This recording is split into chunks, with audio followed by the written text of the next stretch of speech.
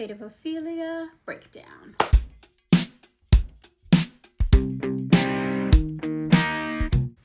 Hi, and welcome back, everyone. First things first, I just want to say thank you all so much on the love and support on the intro album video. So now it's time to break down song by song. So first track on the album is The Fate of Ophelia. So first, to start off, and I should have done this in the last one, I want to read the poem that Taylor wrote for the intro to the album. So let me read that. I'm reading it from my vinyl. So I'm going to read that. Coffee, stretch, piano keys, vocal warm-ups in a locker room shower, eyelash glue, a photo of him on the mirror, sweet and vanilla perfume, the cracking of joints and the distant beat of a drum, the curtain call, the monotonous thrill of it all. Plan it out so it doesn't look planned. 10 different backup plans. If your red bottom heel breaks, you will keep strutting, balancing on the balls of your blistered feet. Know your exits, shoulders back, eyes up. Hit your marks, your winks, sparks. Tell them a story like it's an intimate dinner party. The looks on their wondrous faces, their expressions like mood rings. Isn't it all so majestic? Of course it is. It's a lot of other things too. Tonight, all of these lives converge here. The mosaics of laughter and cocktails of tears, where fraternal souls sing identical things, and it's beautiful, it's rapturous, and it is frightening. It's worth everything it has cost you, and even at your darkest or drunkest, you wouldn't say any different, would you? You would choose all of it again, no matter how the story ends, with the ugliest booze or the loveliest bouquets. They say that love is a choice you make every single day, and that is how you love the life of a showgirl. I love that.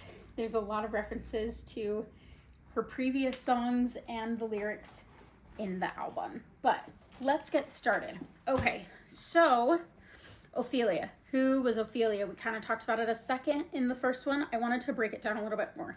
Ophelia from Shakespeare's Hamlet was in love with Hamlet.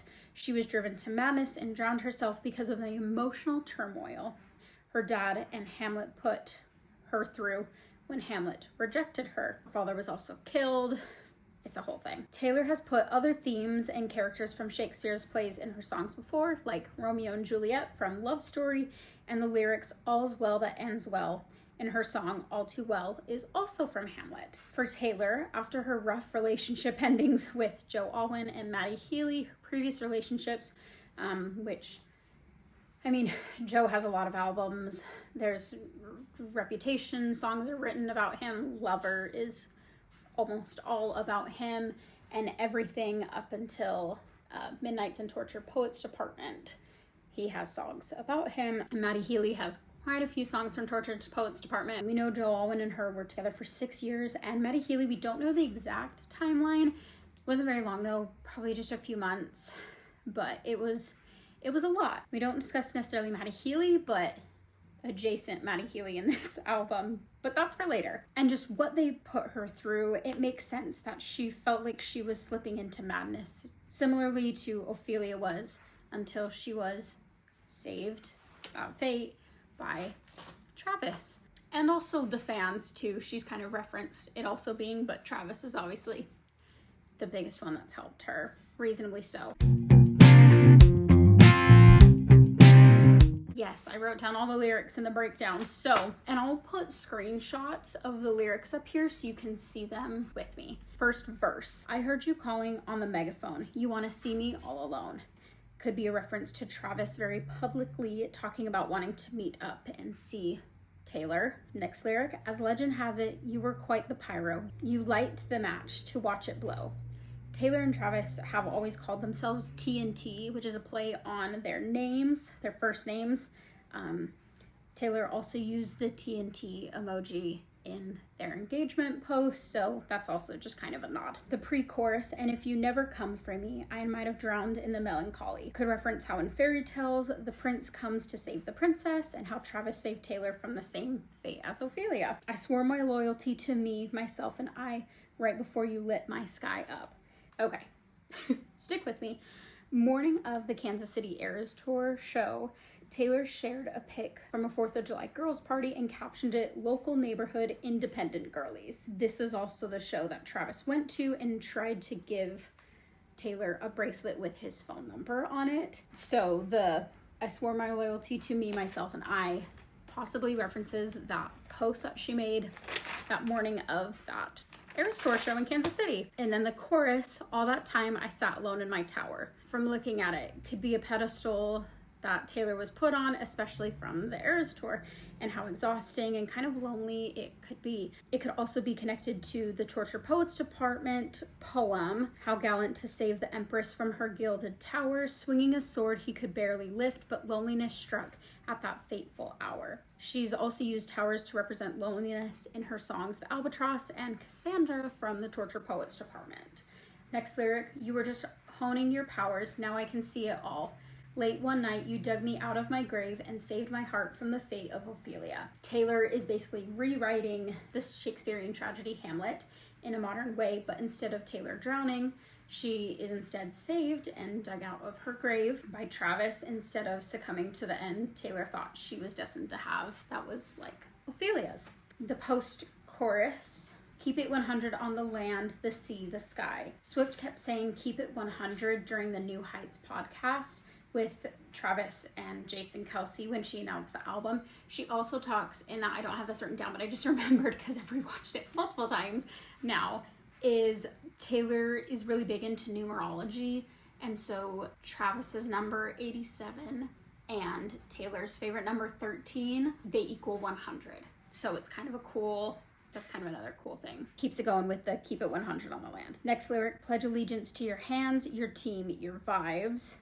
Possibly references to So High School, which is also about Travis from the Torture Poets Department, his big hands, his team, the Kansas City Chiefs, and he's always been called a big vibes guy by Taylor. She has said that in just about any interview, is Travis is a big vibes guy. Next, "Don't care where the hell you've been, cause now you're mine," saying she doesn't care about their pasts. They are where they are and who they are now, and they love each other now.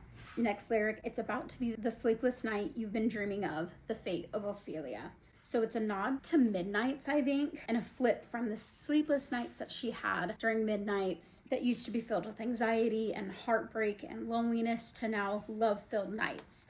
The tragic story is no longer her reality. Verse 2, "The eldest daughter of a nobleman." Ophelia and Taylor are both eldest daughters. Ophelia's dad was actually a court noble in the play, and Taylor's dad has always been known to be a noble and good, successful man. Next lyric, "Ophelia lived in fantasy." Ophelia is often portrayed as drifting between reality and delusion, especially after Hamlet rejects her and her father dies. Her fantasy reflects her fragile mental state and the way she retreats into song, flowers, and fragmented speech before death. This is Ophelia we were talking about. Taylor could also be connecting to Ophelia retreating into song and fantasy world, like how she builds her own worlds and characters in her music. Taylor has also talked about living in a fantasy world in I Hate It Here on the Torture Poets Department. Taylor's always said she's found escape in music, and so very similarly to Ophelia, that's what she did before she died. Next lyric, "But love was a cold bed full of scorpions, the venom stole her sanity." This is a long one, bear with me. This could imply that the venom that stole Ophelia's sanity, it comes from the scorpions in her bed stinging her, meaning that her love drove her insane. In Hamlet, he reacts very hot and cold to Ophelia constantly. And in Act 3, Scene 1, Hamlet plays mind games, as he is the whole play, but specifically in Act 3, Scene 1, he plays these mind games, making Ophelia doubt herself and driving her mad. Hamlet says, "I did love you once, Ophelia. Indeed, my lord, you made me believe so. Hamlet, you should not have believed me. I loved you not. Ophelia, I was the more deceived." So he's saying, I loved you. Actually, you shouldn't have believed me. I didn't. Haha, joke's on you. That would make any woman go mad. Let's be real. Also in Mad Woman by Taylor Swift, she used scorpion's sting to refer to her when fighting back, which led people to think she was a mad woman. So again, connecting it all, she's crazy. And we're crazy because we sit here and go, oh my gosh, did anyone else notice this? And we do. And now I'm here telling you. And in 'Tis the Damn Season from Evermore and in Guilty as Sin from the Torture Poets Department, Taylor refers to her bed in fantasies as the warmest bed I've ever known, from 'Tis the Damn Season, and My Bed Sheets Are Ablaze from Guilty as Sin. But now the bed has gone cold. Next, And If You Never Come For Me, I Might Have Lingered in Purgatory. Purgatory is known to be a place of temporary suffering. This metaphor could mirror how Travis might have relieved Taylor of her pain, suffering, and loneliness. Next lyric, You Wrap Around Me Like a Chain, a Crown of Vine. This, I think, refers to Ophelia's floral garlands and the willow branch involved in her death. In Hamlet, the last thing she does before drowning herself was climbing a willow tree and weaving a garland of flowers.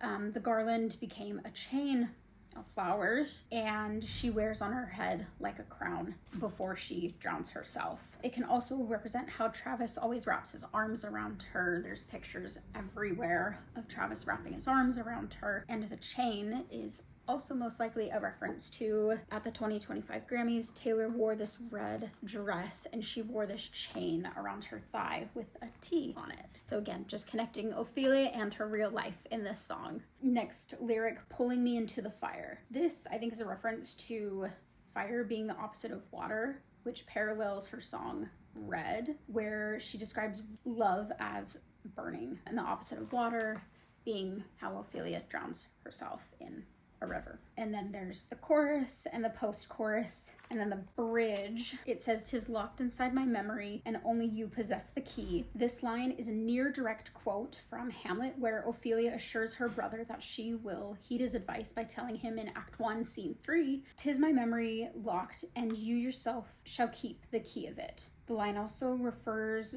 which now looking back, and this is kind of crazy, because Hamlet was known for connecting back. Holy crap, that's crazy. Hamlet was known for reflecting back and like foreshadowing and like kind of doing the number thing. So Ophelia and her brother talk about this in Act 1, Scene 3, and when Hamlet rejects her, says, "You shouldn't have believed me," it's Act 3, Scene 1. That's so cool. I'm sorry, I just realized that. I've actually read Hamlet quite a few times, but seeing that written out is so cool, and the fact that she uses direct lines from pretty much both. That's so cool. Oh my gosh. Okay, could also reflect back to, or parallel, I Hate It Here in the Tortured Poets Department album, where she references visiting secret gardens in her mind where people need a key to get to. That's the line from it. Travis possesses this key now to her mind and her safe space. Next lyric, "No longer drowning and deceived, all because you came for me." Again, another reference to Ophelia not being saved, and instead Travis saving Taylor from drowning in her sadness. And then there's the chorus, the post-chorus and outro, which is just repeat lyrics. So that is the song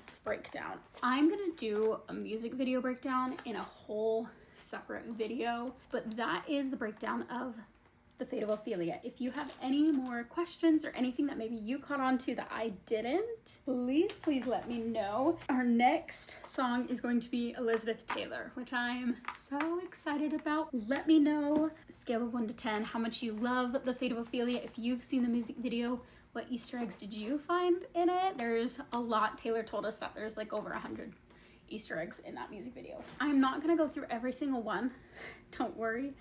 I'm just gonna look through the ones that I see and do a little bit of research from trusted sources that I have for those. Let me know what you think of this song and your thoughts, and if you've listened to the next song, Elizabeth Taylor, what do you think? What questions do you have about that song? And I will go all into who Elizabeth Taylor is and everything. Thank you guys so much. I hope you guys have a good night. Love you all. Bye.